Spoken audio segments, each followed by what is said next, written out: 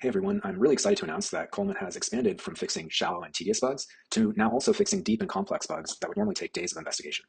So we recently worked with our partner Anchor.dev, a developer-friendly TLS company, to help them solve a problem that had already taken up 2 days worth of debugging. So the bug involved a gnarly race condition where a CI-only DNS server was being shared by parallel tests. It included forked processes and threads and mutexes and printf debugging and shared sockets and file descriptors. And then, what made things really even worse is that this only was reproducible in CI rather than locally. So, the next morning they started using Colimit and were able to figure it out.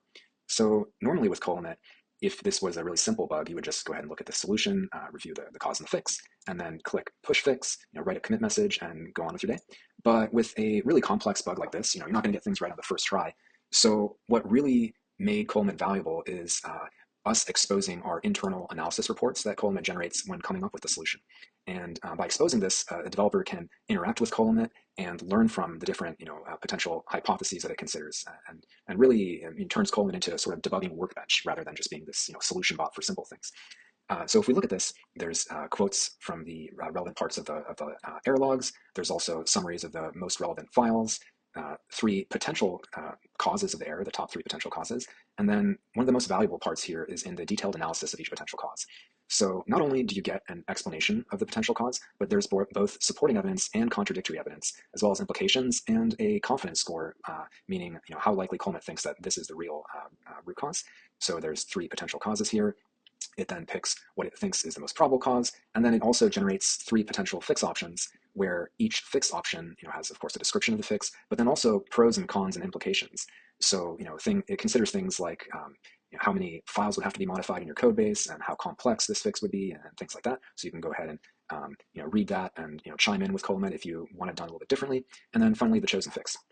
Okay, so how did this actually work when Anchor was using it? Well, when one of their CI tests failed, they looked at this analysis report, and then they also had already been discussing this fix, this bug in Slack a little bit, so they were able to copy and paste a fragment of their Slack conversation to give Colimit a little bit more context about what they'd already tried and what they thought about what was happening. And then finally, what made this really possible is Colimit now also has this analysis mode, where the standard one is for complex errors.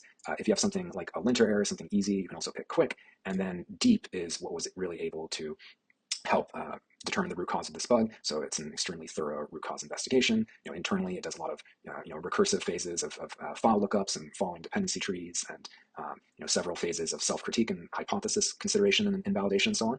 And yeah, so if this sounds potentially useful, if you're using GitHub Actions for your CI, then go to colimit.io today and sign up. It's as easy as installing our GitHub app.